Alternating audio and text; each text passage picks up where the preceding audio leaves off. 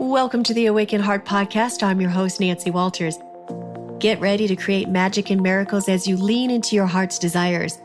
I believe not only does the heart want what it wants, but it knows. This show is a weekly deep dive into what it means to live from an awakened heart. I'll be sharing inspiring stories and real conversations with people just like you, who have turned the ordinary into the extraordinary.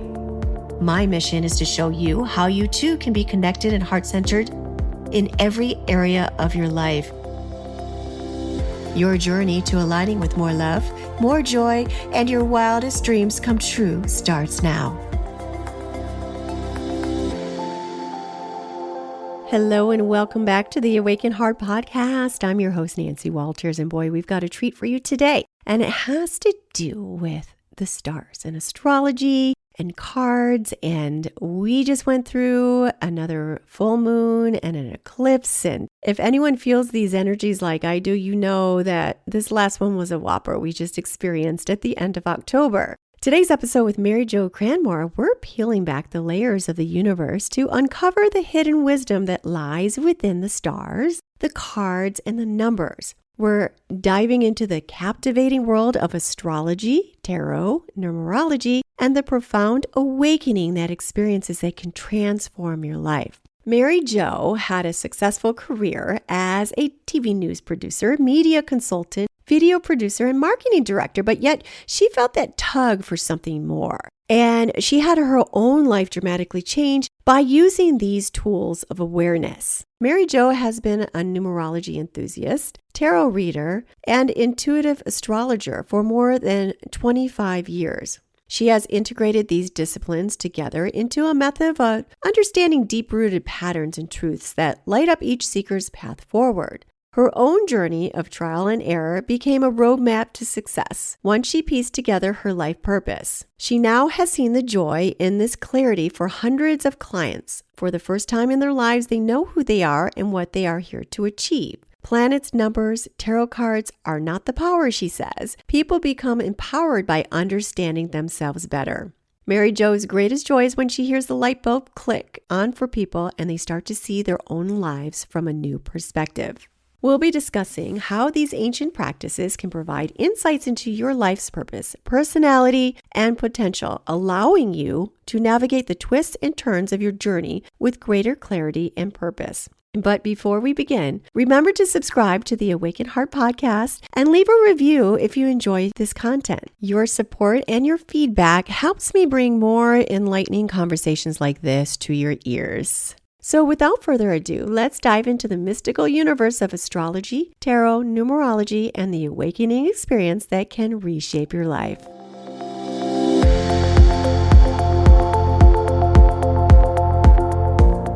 Hey, Mary Jo, welcome to the Awaken Heart Podcast.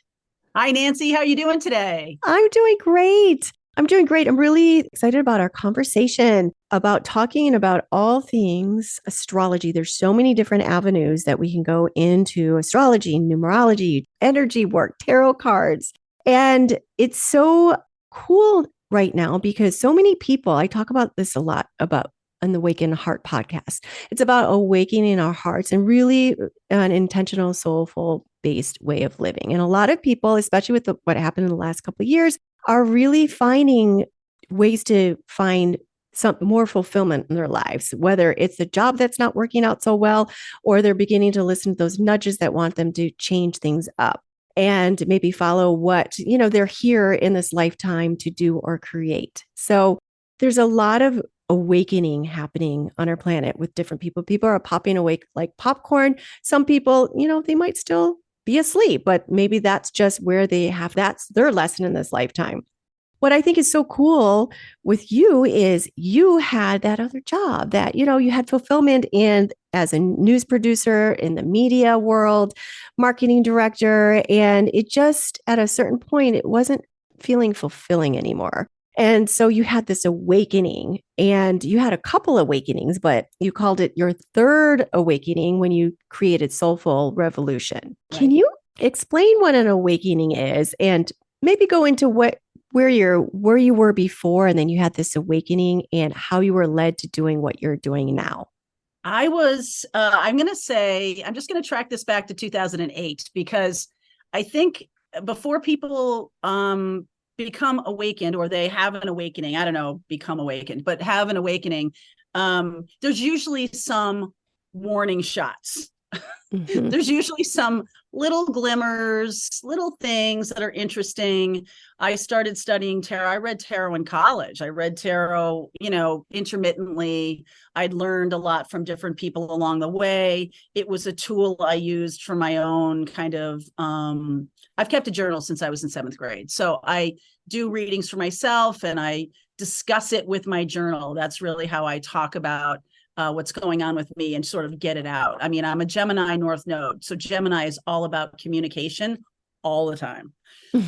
So 2008, I had a moment in time. I think it was the previous year. I'm a Sagittarian. I'm a December baby. And my husband at the time gave me an astrology reading. And I loved it. I loved it. I loved it. I just thought it was so cool. The woman was here in Maine too. And so we just had a great old time. We gabbed on for 3 hours, and she was like, oh my God, I've got to go. Oh my God, I've got to go. And the following year, by that December of the following year, I knew it was ironic that my husband gave me that, because I knew the marriage was over. I knew that my career, I had gone from TV news. I had, been in TV in local and in national with NBC and with ABC. And I had been in marketing, and all of those things were fine.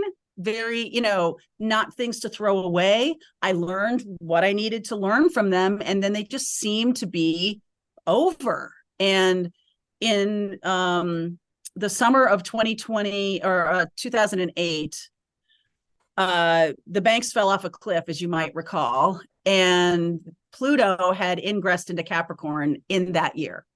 So Pluto is the planet of, if stuff is not working for us, we need to get rid of it. So when Pluto moved into Capricorn, I had this complete implosion of the agency I was working for. Went from 400 employees to 30 in 2 weeks. Wow. The banks imploded. I got divorced, sold the house back to my ex-husband. It was very amicable. It wasn't like a disaster or anything, but every single element of my life had closed up. It just was complete.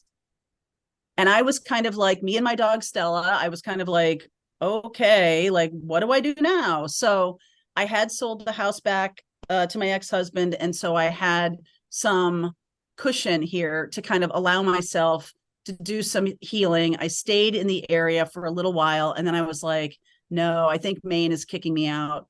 So I went back to where I grew up in Connecticut, and I rented a little cottage that was kind of in the woods. I didn't have TV for like a couple years. Mm. I listened to baseball. I'm a big baseball fan. I listened to baseball on radio, and I just kind of let myself heal from a lot of what was going on. And during that time, I started to be much more interested in astrology and tarot. And I started doing a lot more of that, just reading for myself and being interested in that. Started a little business teaching people how to be on camera for their, for video, for YouTube and things like that, because that's what I would teach the anchors and things. And at one point, I kind of just got to the place where between 2008 and 2016 was really the epiphany, the pivot point, where I had 3 or 4 different types of narcissists travel through my life. My ex-husband was nothing like that. I had very lovely relationships and everything like that. Sometimes things just end. But wow, in that time period, I came upon all of these like little pockets of super duper unhealthy relationship patterns, things that were kind of opening up for me, things that were kind of like showing themselves to me about the way I was being unhealthy in my coping mechanisms, which is just code for I'm not emotionally mature enough yet to see the pattern. So I'm just coping with it. I'm just living with it, right? And in 2016, I recognized that these patterns had to stop. And in January of 2016, it took me 6 months to get out of a very toxic relationship, but I did it. and kind of pulled myself back into this place where it was like clean and sober from these relationships. Like I had just been so of the mindset that, well, I need to be in a relationship. Like that's what we do as grownups. And this is important for me. And it is because it taught me a lot. But in 2016, for that year, summer 2016 to 2017, when I started the channel, I really kind of detoxed from all of these unhealthy relationship patterns where I was super codependent, very allowing of people just treating me super badly, third party connections, all kinds of just like stuff that wasn't going to be long-term healthy for me or short-term healthy for me. And so in that year, I kind of saw it all. I picked it apart. And in the middle of that year, I had a heart chakra awakening, which was essentially saying like, you found your way back to your heart again. Like, we're so happy that you're here. You know, you've really just kind of abandoned yourself for all this time. And so it wasn't because of a relationship that happened. It was more of a sense that I took myself seriously. I was taking my own needs seriously. I was taking my own mental health seriously. And I just felt like, wow, okay, you know, and in that time, I had this little practice of teaching people how to be on video and making video for companies. And I was super burned out on that. And I just said, okay, one day I just decided, I was like, you know, my accountant had said to me, he's like, I think you might need to do something else. This doesn't seem like it's working anymore. And my lawyer, my brother happens to be a lawyer, but this was a woman lawyer who I had been working with. And she's like, listen, she's like, if you just want to file and, you know, file for bankruptcy or just clean slate yourself, we can clean slate you and start something fresh. And there was something about it that was like the most terrifying thing in the world to me was that, but also the most freeing thing, because she was kind of like, took me seriously. She wasn't being like, it's your fault, you did a whole bunch of things wrong or anything. She's like, listen, sometimes people just need to make a pivot in their life. And you kind of do. You've kind of come to the place where you're burned out on this. So just give me all this stuff back. I will take care of it. Just send people to me. You pay your bills through the end of the year. We'll file in January. It'll all be fine. And I walked out of there and I was like, can I really do this? Can I just really like clean slate my life? And like, there's something that day, it was July. It was like the air was so crisp.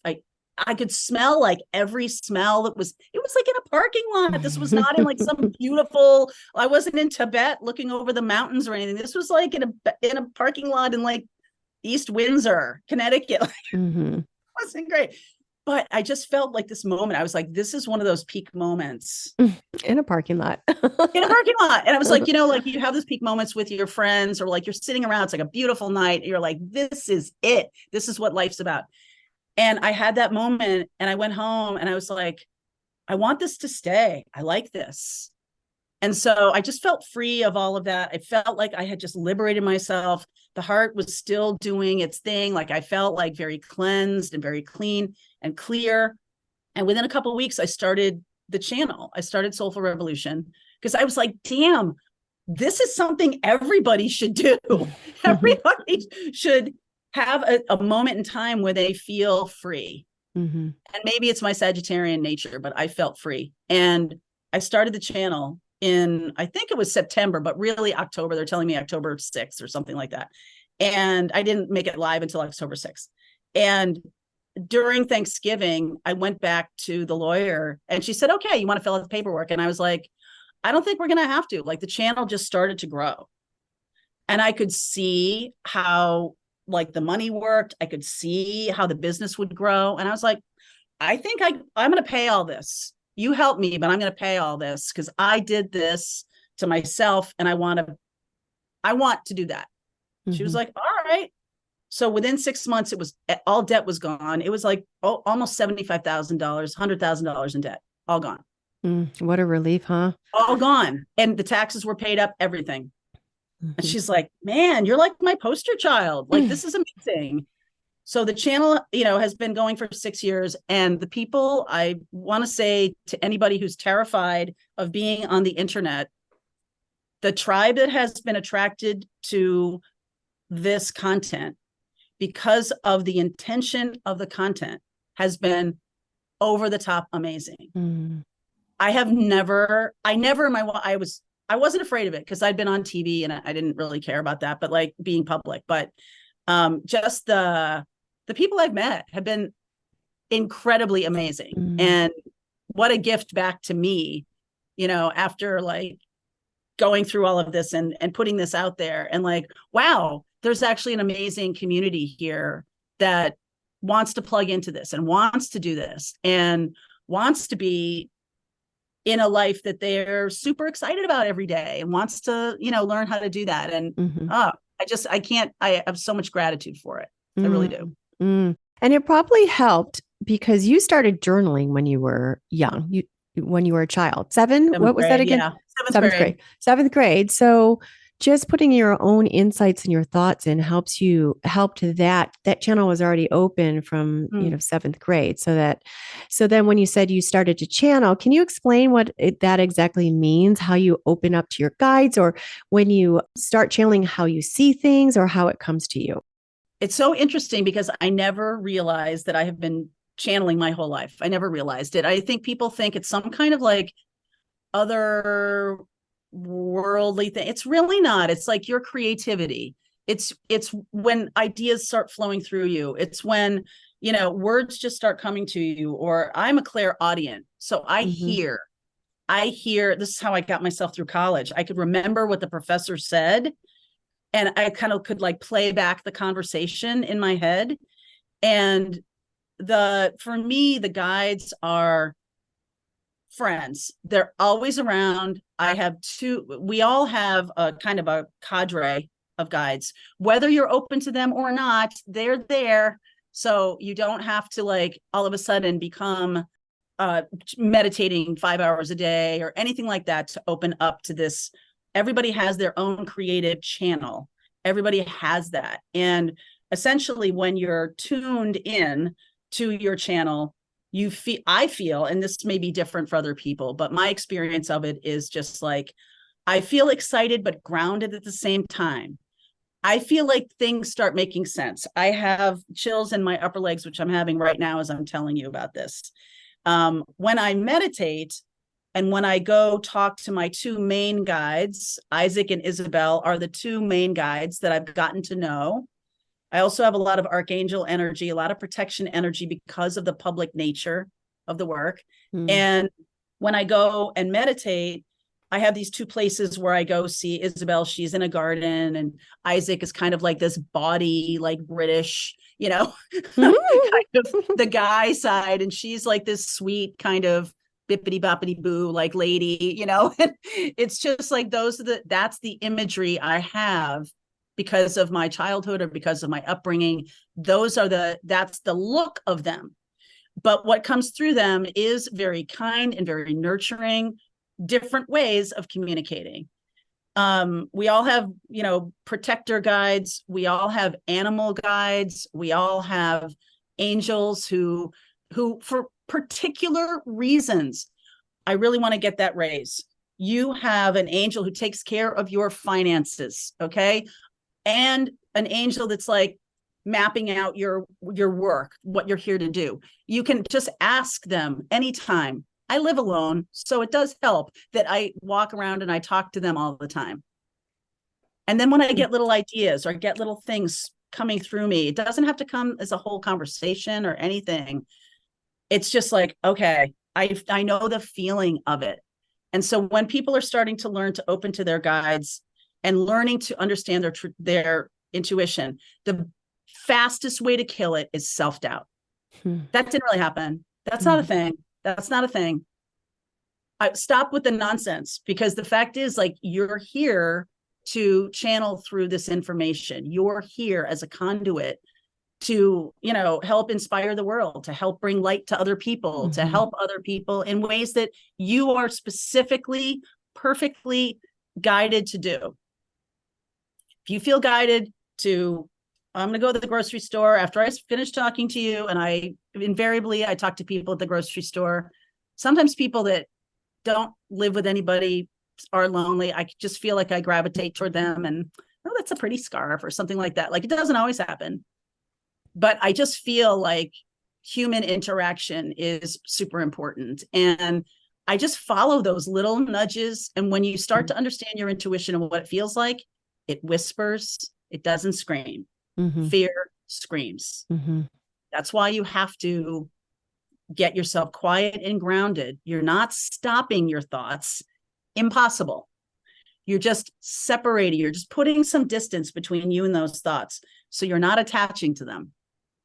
All right. You're not attaching feelings to them. You're not attaching anything to them. You're just allowing it to float through. And then most of the time, what will happen to me is there'll be a little conversation and I'll get some ideas. Ideas are my stock in trade. I don't know. Other people may have it differently, but that's what happens to me. Make it sound so simple. It is simple. We make it so hard because we get simple, in our but own not way. easy, right? Yeah. Simple, but not easy. Yeah. Yeah. And so how would somebody start right now? I mean, I've had a spiritual practice for a long time, but I've probably been out of it for the last 6 months and just getting back into that quiet space. And I'm more in my head now than my heart and my body. And there's situations at home that are just throwing me off kilter and I'm just trying to rebalance. So there's people like myself who have practiced and maybe, tapped into that a little bit. And then there's people that are just beginning to like, hey, I'm feeling this nudge, but I don't know how to quite follow it. So what is a really beginning practice for them to kind of quiet, get grounded and start opening up that channel and trusting what's given to them? Because a lot of times we'll get these ideas or these images and it's like, oh no, that's crazy. I'm talking to the air. My angels. Oh yeah, right. I don't hear them talking back, but you do. I mean, you do. And because it's your, the guidance is coming through in a way that is specific to you.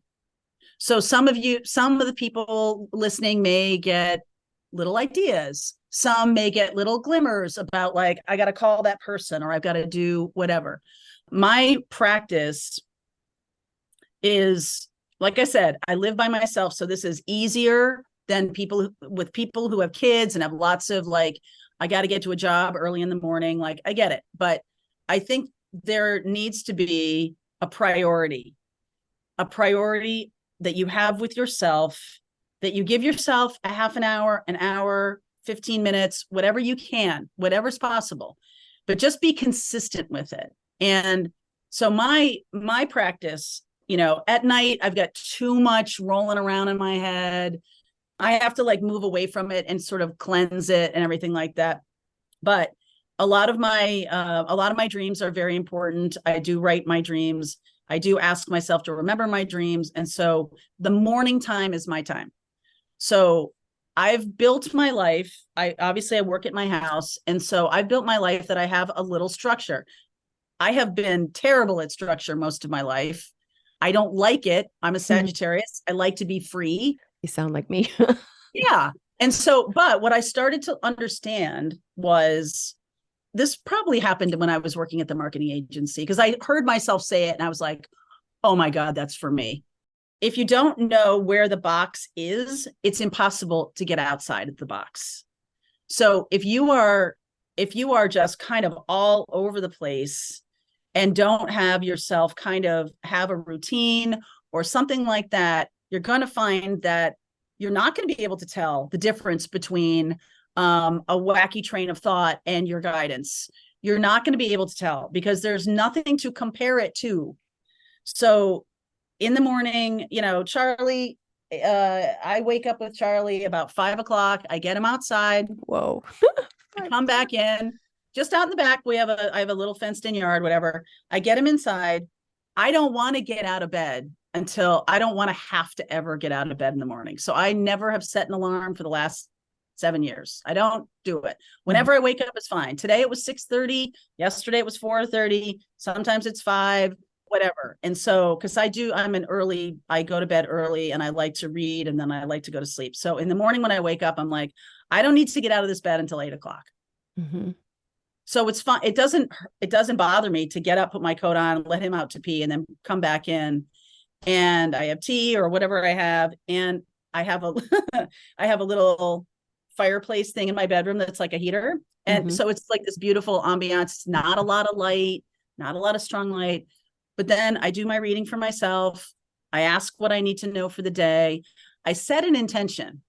And this is relatively new. This is not something I've done all this time along, but I've said to myself, something super exciting is going to happen today. Something wonderful will happen today. Yeah. Set an intention. Don't be so specific about it. Be a little more general, because the problem is people, if you said, okay, I'm going to have a conversation with that really cute guy that works in accounting today, and he's going to say this to me, and it doesn't happen, then the first thing you say to yourself is, this doesn't work. But if you learn to manifest from a place of generality at first, and you're manifesting your day and you're saying, today, I am going to have something really exciting come across my plate, then you're open. Your mind, you're open to it. And also your mind is looking for it. Your mind is aware of it. So some days something really super special is just that, I get to spend the evening with Charlie, and that feels really good to me. Or my friends are coming over, I'm having a dinner, or wow, I'm on this podcast, right? And just set that intention for yourself every day, because then it's like, it almost creates this expectation of like, ooh, what's going to happen today? Like, what's going to come across my plate? And be as little magical fairy dust and unicorns as you want. Like, nobody has to know about this. You don't have to go like, all right, this week I'm starting my intentions, everybody. And so, just keep it to yourself. And I do my reading for myself. I ask what I need to know today. I set my intention. And then I kind of turn my attention to the day, and I say, okay, I'm going to be doing these readings. I do a morning message. Every week I do each zodiac sign. We have a group called the Heart Healing Group, which we're currently working on toxic relationship patterns and how to heal those. I have a Pathfinders group, which can just be like questions about how do I get from this step to the next step, or what's my astrology or whatever. And that's my week. And I'm like, okay. And all of a sudden it's Friday, right? But every day I'm looking at like those things that are in my structure that I've created, and like be creative within them. You don't have to let structure be like a terrible thing. Like, oh God, I'm so bored of this. Each thing I'd be like, okay, this week I'm going to tap into ancestor messages for each zodiac sign. Oh, that's exciting. Okay. And then, wow, this is like the beginning of November. I've got all this astrology to look at to help people understand what's going to be happening in the energy of November.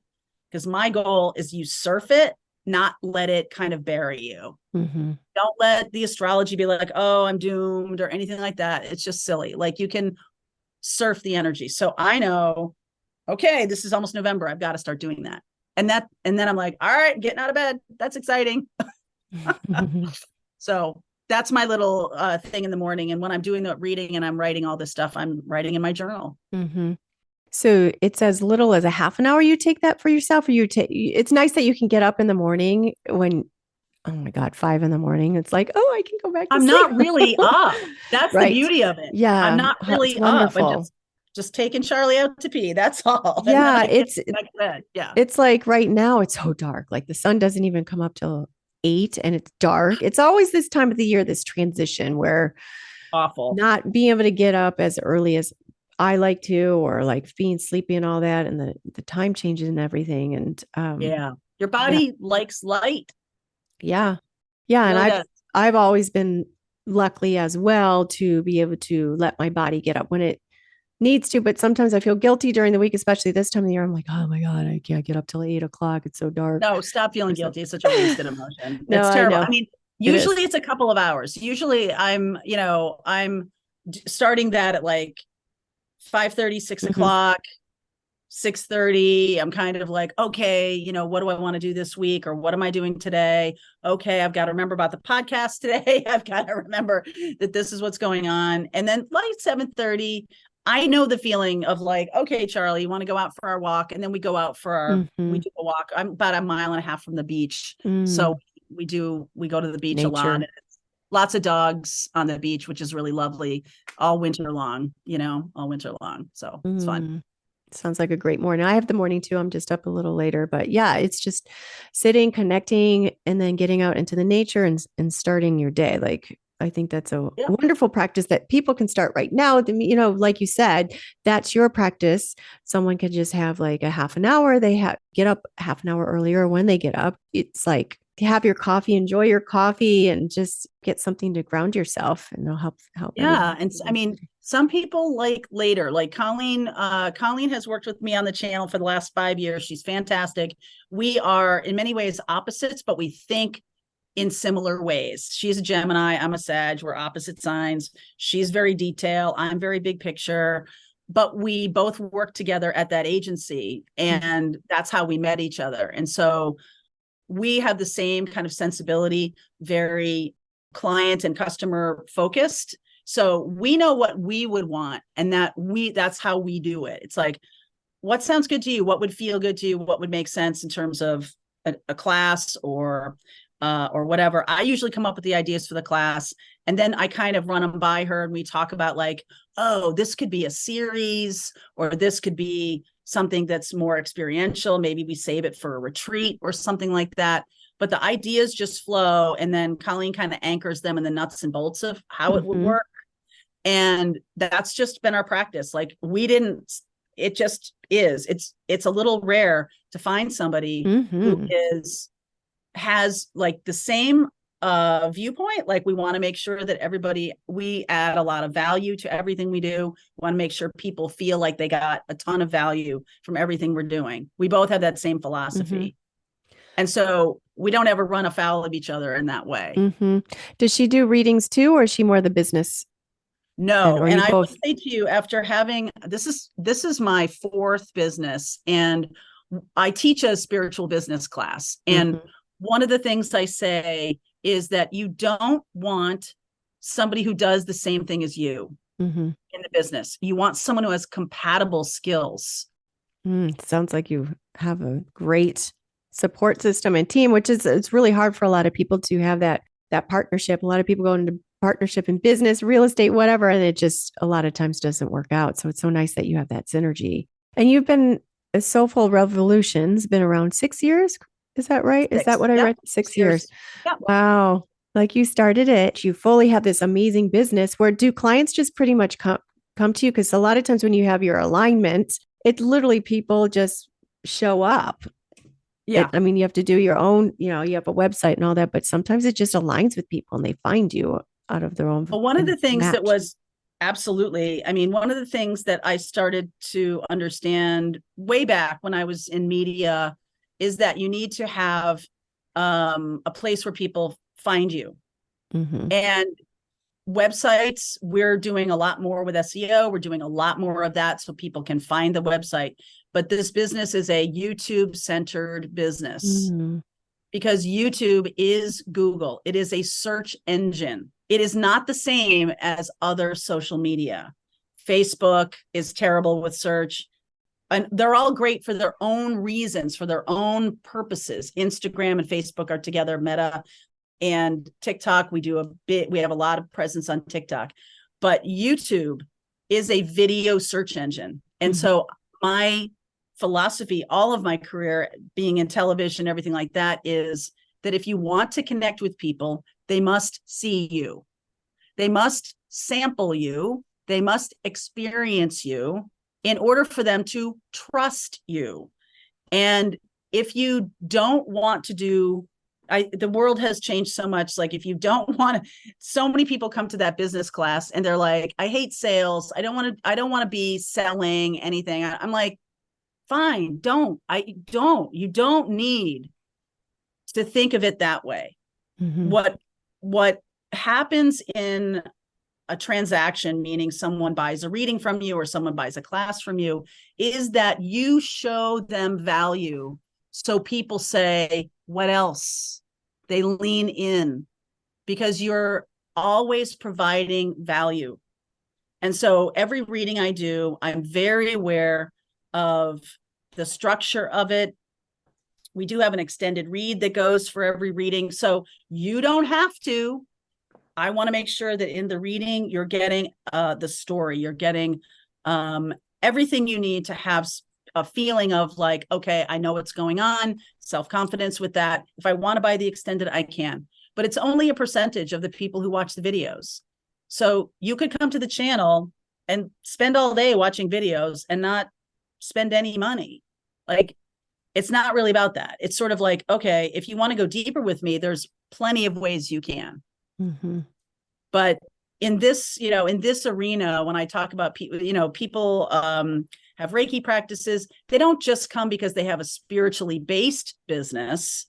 They could be an accountant who deals in spiritual practices, Mm-hmm. who deals, my lawyer, Andrew, who I really love. We got him and I said, this is up here in Maine, which the other lawyer was in Massachusetts and Connecticut. This lawyer, I said to Andrew, I'm like, I bet I'm the first like medium tarot reader astrologer you have. He's like, oh no. He's like, I have all of these people who do Reiki and who do, just every kind of thing you can imagine. He said, I do have channelers. I'm like, stop it. Because I didn't find you for that. And he's like, I know, but we are online and people do find us. And this area happens to be a big area of psychics and other kinds of people who do that kind of work. I'm like, that's incredible. And so his whole business is built around spiritual practices, which is why he's attracting them.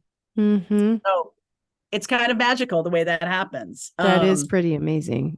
Yeah. It's not something that you think most lawyers or more accountants or business people are going to like, oh yeah, I've got a whole roster of them.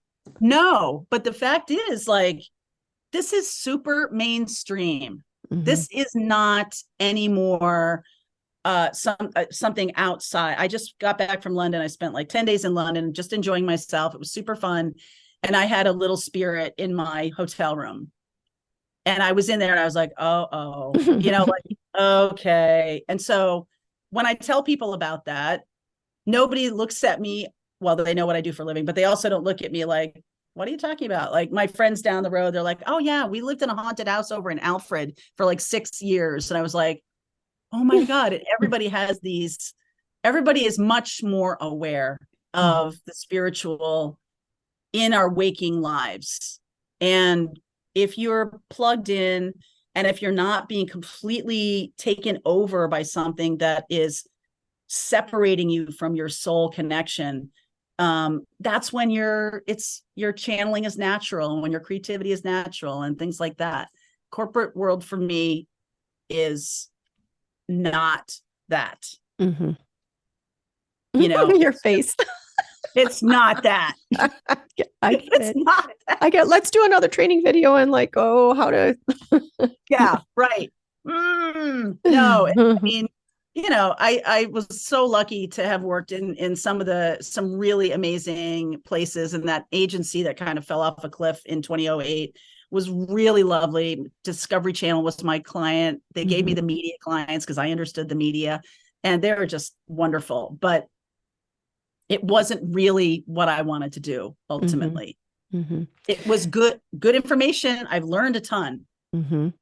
And it always seems like there's some kind of, you described it yourself as the tower moment. And I know what tower is because I've pulled that card many times.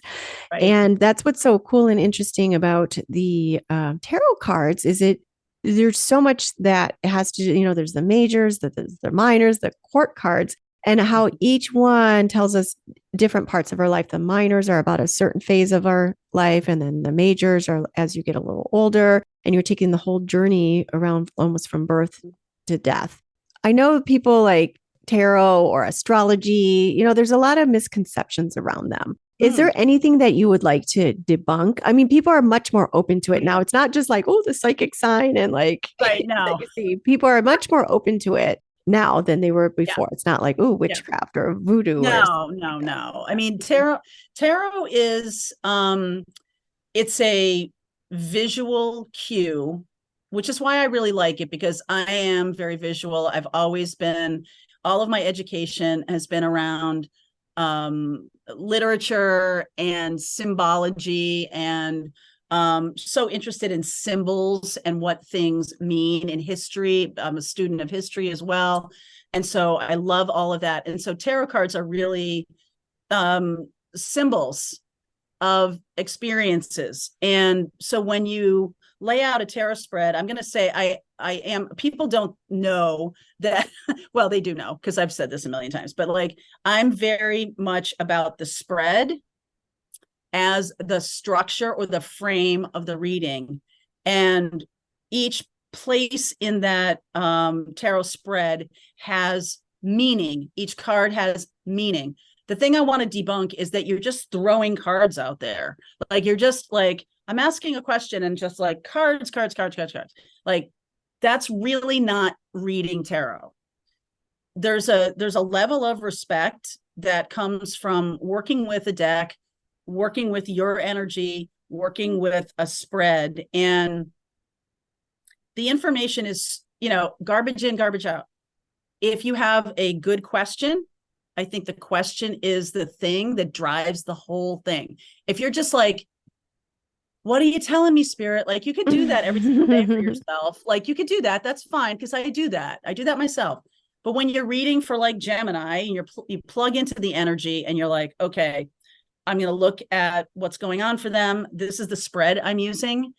And the story is trafficked along this structure. It's not just this like kind of random, oh my God, like there's a bunch of cards in front of me. But I pay attention to what I'm drawn to. Mm-hmm. So I could lay a spread down today and a year from now and be the same spread in the same structure. But because of what shows up for me or what I notice, that's a different reading. And so that's the wild card, is what is coming through. Mm-hmm. Because if you don't have, like, it's almost like if you have too many moving parts, you're not going to know what the guidance is. So the spread gives you anchor. It's like, this is me. This is how I'm showing up. This is the card of the situation. This is the card of opportunity. This is the card of how I got here, right? Like, if you have a structure to it, and then 3, 4, 5 keywords for each of the tarot cards, that's the structure. And so what comes through of what I notice is the guidance. So whenever I haven't done an in-person reading in maybe 5 years, I'm going to say to you, but when I have someone sitting across a table from me and I lay something out, it's not a gotcha question. I say, what do you notice? What draws your attention? And they're always like looking for the right answer. I'm like, there is no right answer. I swear to God, there's no right answer. I want to know what caught your eye and why. Like, what is it about this? So I'll lay down cards in a spread. I know what their question is. And sometimes they're drawn to those big cards, the major arcana cards. They are peak moments in our lives. These are things they're archetypal experiences that we all share. Death, birth, love, okay? All of these kinds of big things. Minor arcana cards are process. How we get there, what do we need to do? What do we need to add? What do we need to subtract? And people, right? The court cards. People, a lot of times it's a reflection of us.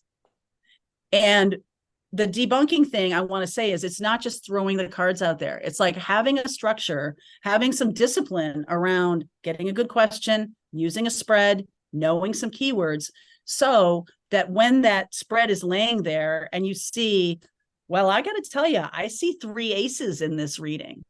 And what that tells me is that we are on a new path here. We are on some kind, especially if they're all in the future, we are on some kind of, goosebumps on that. We are on some kind of new trajectory here. And that can color the entire reading.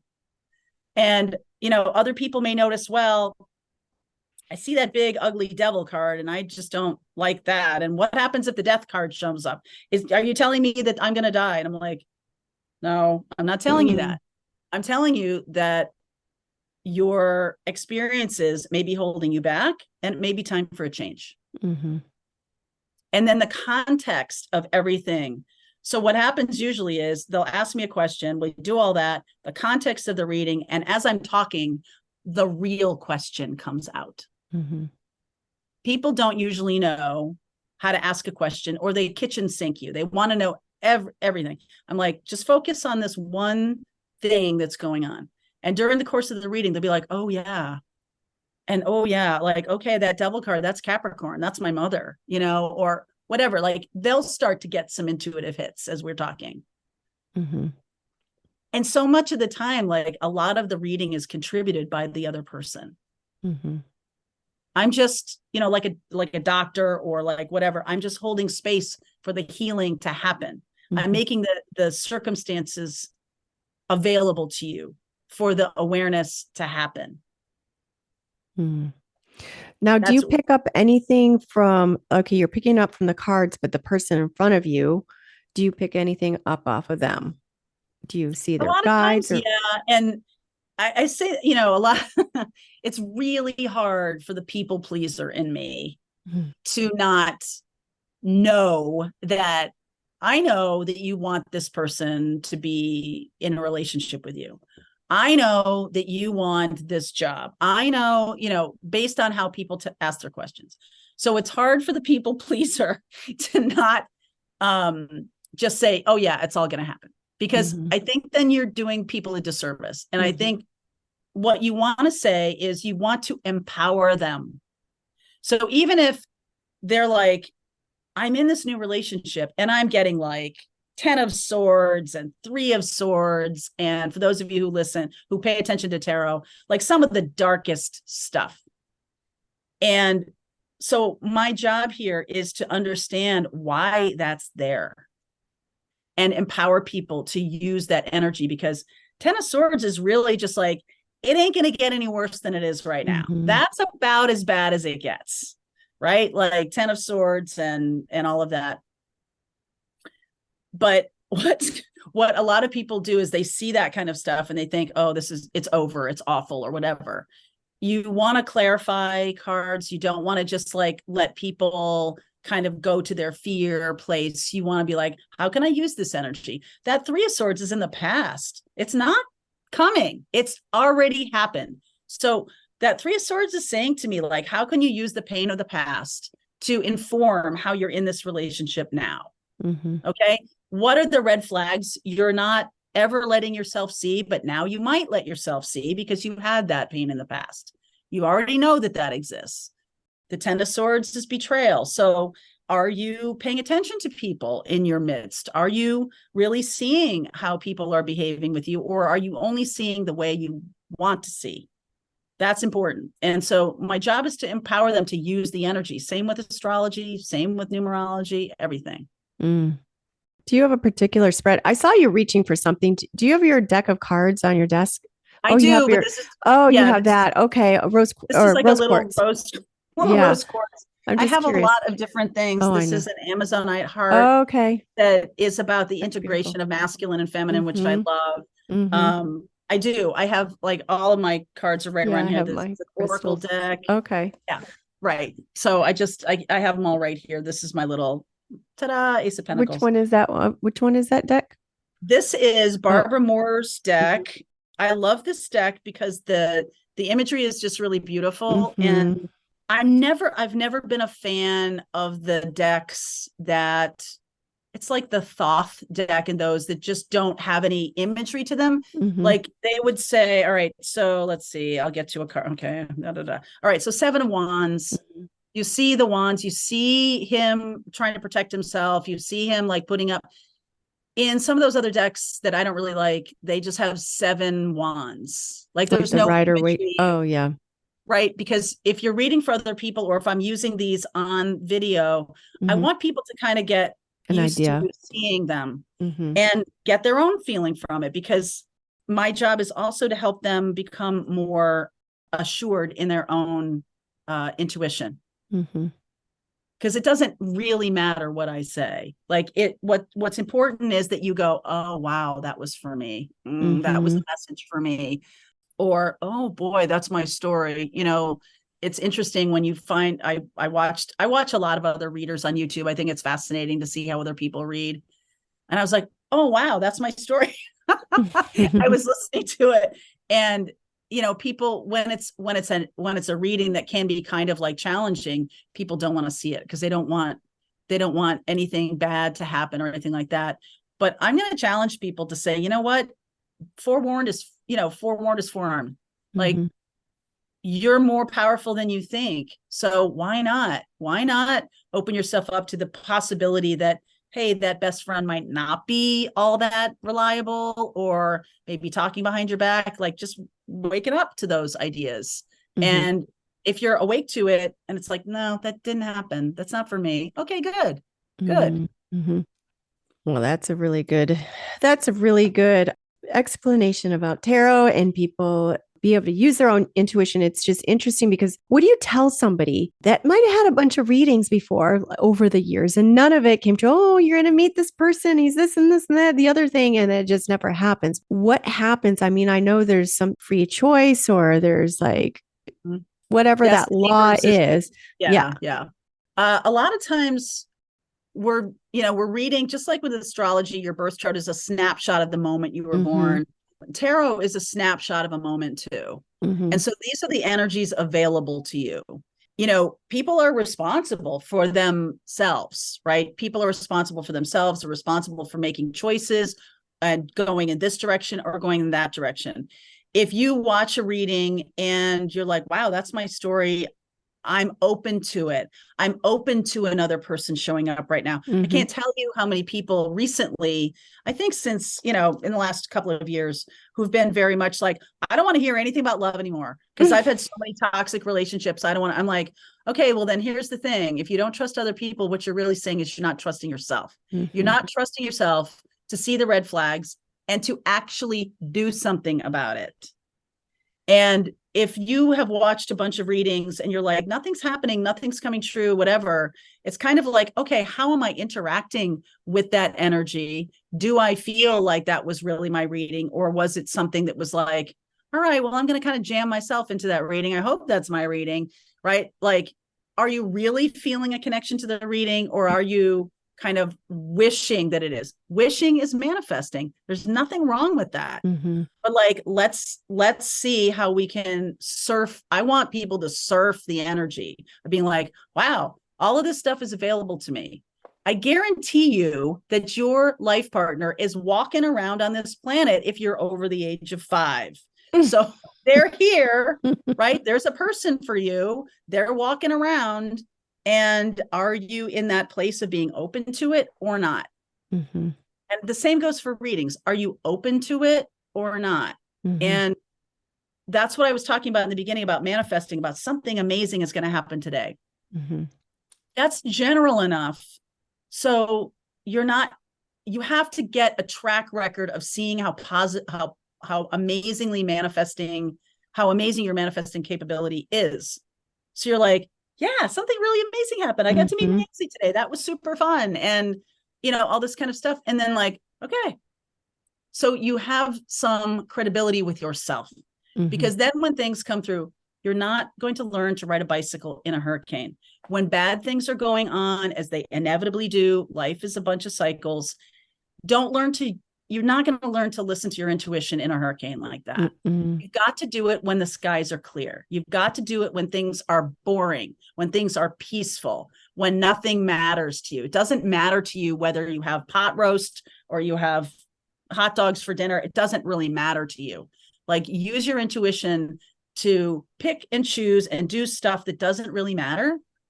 So you can start being like, oh, yeah, that was a good choice. And you start to trust yourself. And then when you get up to that level of love, picking partners or choosing to say yes to this or no to that, you're going to have some track record of how it feels. And you're going to be able to, when things really do matter, when things are on the line, choosing that job or not choosing that job, buying that house or not buying that house, moving to California, living in London, whatever, you're going to have more confidence in yourself. And that is going to make a lot of difference. So it's getting into that place where, something that you're not so attached to, that you can have that information come through about something that's not super important to you. and then build that trust, and then opening to that space of receptivity where it's like something wonderful is going to happen today. And it's an expectation. You're changing your whole vibration, your frequency, because that's what everything is anyway. So 100%. what an exciting and beautiful thing for everyone to really, it's such a great, I mean, it's inherent in all of us. For all of us, we have the ability to access it. And how much easier will life be when we're able to trust and surrender and, really listen? So Absolutely. And just start to trust yourself in little small things. Little small things. Don't wait until like there's a big problem for you to go, okay, I'm meditating. I know, it's not going to work. I promise you, it's not going to work. What will work is just like, all right, what do I feel like today? Okay, I feel like this today. I feel like a maroon sweater today. I feel like, right? Like I'm feeling this today. And just start to flow with that. And I think the biggest issue that people have, I mean, I kind of have this little bubble of my house. I live here by myself with Charlie. You have people in your life all the time. If you live with kids and spouses and everything like that, in-laws and stuff like that, you're going to need to get better at protecting your own little bubble of yourself.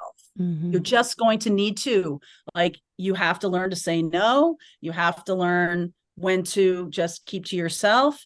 You have to learn to not let other people's nonsense. I mean, I have a Twitter feed from when I was in television, and all my reporter friends, my lawyer friends and people like that. It's just like, like I can't even, it's really hard to, you can get really sucked into media. You get really sucked into all these things. And it's like, you get to control what's going on around you because of how you respond to things. And if you choose to let things upend your peace, we had a terrible thing happen in Maine last week with a shooting that happened here. It was very big news.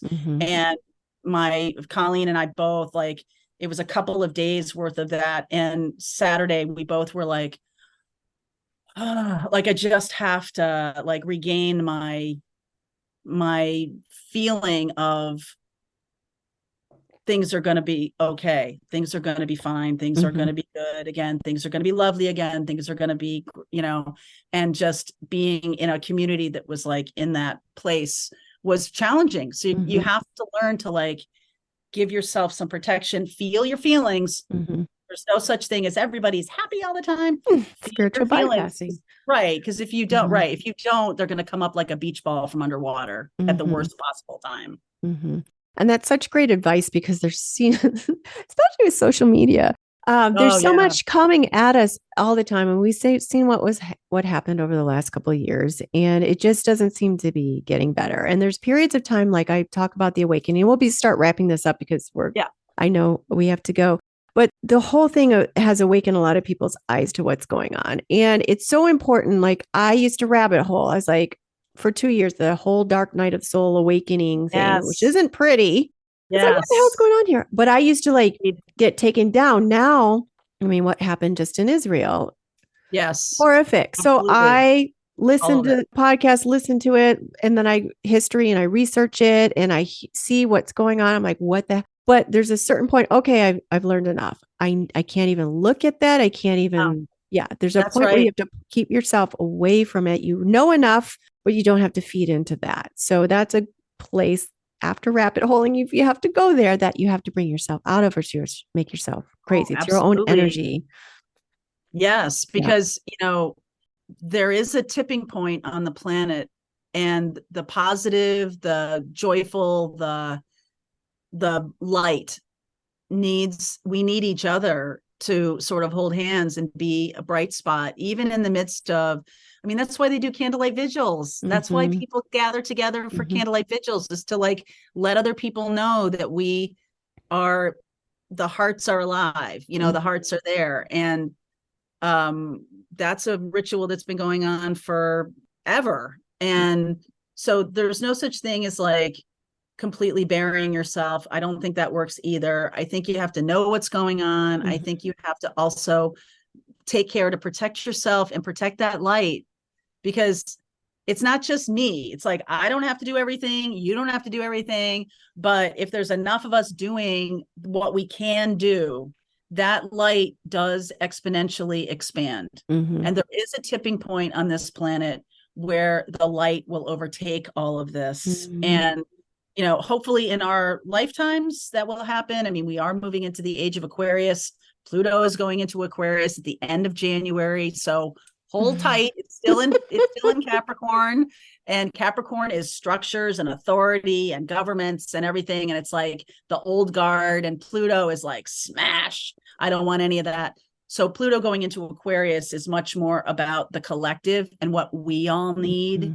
And what's good for all is good for one. And that's where we're headed. So, 3 months. God. Can you just I'm not saying that everything in the world is going to completely change in 3 months, but I will say that the last 3 months here, there might be a little kicking and screaming of Capricorn not wanting to go away. Well, that's very hopeful then, because we need Pluto to shake things up for the greater humanity. So we've seen enough craziness in the last couple of years, or that last couple of years, because it's been so in our faces more. I mean, there's always stuff going on for a long, long time. That's true. Well, this has been an awesome podcast. There's so many different avenues. We've only touched barely even scratched the surface about. I know, but we'll have to talk again. That'll be fun. Yeah, we'll have to, different numerology, astrology, energy work. There's twin flame phenomena. Yeah, there is. Right? 2 more questions before we go. So where can people find and work with you? What project do you have right now that's really lighting you up? So soulfulrevolutiontv.com is our website. And there's a lot of classes on there. I think the classes that I'm giving right now are really lighting me up. The ones that are talking about your karmic path and what you're here to do. I talk a lot about something called the North Node in people's astrology chart. And that is something that shows you your purpose. What are you here to do? And most people either really gravitate toward it or they're terrified of it. And at some point in your life, a lot of the spiritual awakenings will draw you toward that North Node, your mission and purpose, and stay away from your South Node, which is your comfort zone. So I talk a lot about that. I love talking about that. We could talk about that for a whole hour, and I'd be happy to do that. People can find us. It's YouTube centric. So please come on to YouTube, Soulful Revolution TV. I post every single day. I post monthly readings, mid-monthly readings, weekly readings, and I post a morning message that is meant for the collective spiritual community that's really reading the energy of that collective. So that's where you can find me, and I invite you. And is that part of I saw how you can sign up for your newsletter. So if someone signs up for your newsletter, they'll be I'm going to sign up. I'm going to go to your website. I have to write the November one. Yeah. I saw the October. I mean, we just had a freaking full moon and eclipse, and where I can't sleep for 4 days. What's going on? Let me see what the moon's doing. Sure as shit. It is going to stick around. That energy is going to stick around for a couple of weeks until we get to the new moon in Scorpio in the middle of the month of November. But the full moon that we had over the weekend, God bless Matthew Perry, it just made me so sad that he passed away on that full moon. But that full moon in Taurus was about anything that was undercutting our sense of value or believing in ourselves. Anything that's holding us back from really believing in ourselves needed to be purged. And there's a lot of relationships, because Taurus is about intimate partnerships. It's the Empress energy, it's Venus. And so there can be a lot of relationships that if they're not supportive of that divine feminine, divine masculine piece, then those relationships can be purged as well. So there's a lot going on right now. And, just know that energy is going to stick around for a little while. Eclipse is activation energy. It is. I'm feeling I'm taking a magnesium calm. I'm just why is my energy like this? What's going on? So I'm crawling out of the skin kind of thing. So yeah. Right. All right. Well, one more question before we go. I asked all my guests this. Okay. What does it mean for you to live with an awakened heart? Oh, you're a cute dog, by the way. I know, this is Charlie. He's a fixture on the channel. Part of it is just, for me, to live with an awakened heart is an awareness of empowerment and love for other people, an awareness that we are all really doing the best we can. And, just this sense of I feel open to the energies when I'm dealing with an awakened heart or be living with an awakened heart. I feel my intuition is at an all-time high. I feel like I am clear going up the chakras and down the chakras. I feel that so strongly. And really it's about compassion, because I think that's the highest level of love that we can have for ourselves and for other people. So if you're dealing with a lot of compassion and gratitude, you are doing it right, in my opinion. Yeah. Compassion and gratitude. Well, thank you, Mary Jo. It's been such a pleasure having you on today on the Awakened Heart podcast. Thank you, Nancy. It's great to see you. And I don't know, this was wonderful. Super fun. Thanks Yeah, again. thank you. Oh my gosh, I'm going to have you on again because there's so many things to talk about. I know. Call anytime. Anytime. Okay, great. Thank you for listening to this week's episode of the Awakened Heart podcast. If you've enjoyed what you've heard today, share it with a friend. And if you haven't already, head on over to your favorite podcast app to subscribe, rate, and review. If you have any comments, questions, or feedback, you can reach me at theawakenedheartpodcast.com.